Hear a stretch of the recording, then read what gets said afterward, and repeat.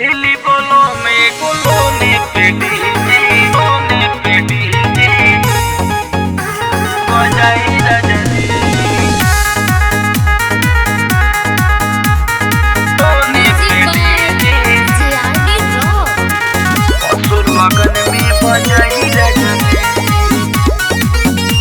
बजाई रजनी। हम छोड़ी के बहरा न जाई राजा जी, रही घर ही में नून रोटी खाई राजा जी। ए राजा हम छोड़ी के बहरा न जाई राजा जी, रही घर ही में नून रोटी खाई राजा जी। अपने शहर में कमाई राजा जी, अपने शहर में कमाई राजा जी। लिली बोलो में गुलोने पे डीजे असुर लगन में बजाई राजा जी। लिली बोलो में गुलोने पे डीजे शादी में घूम घूम बजाई राजा जी।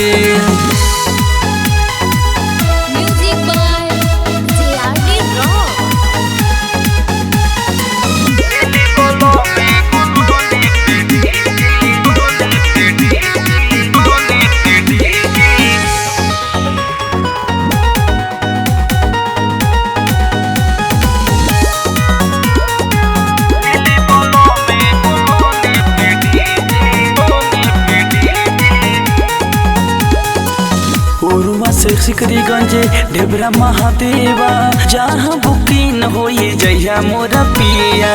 बढ़िया बढ़िया गाना तो बजइहा, बूढ़वा जवन कन के मन बहलइहा।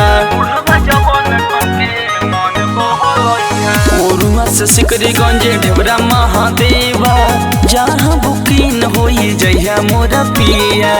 बढ़िया बढ़िया गाना तो बजइहा, बूढ़वा जवन कन के मन बहलइहा।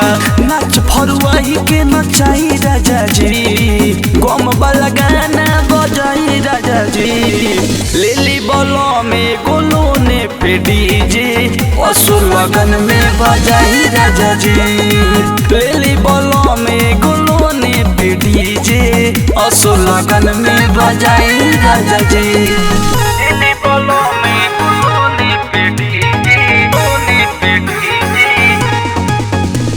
बजाई रजनी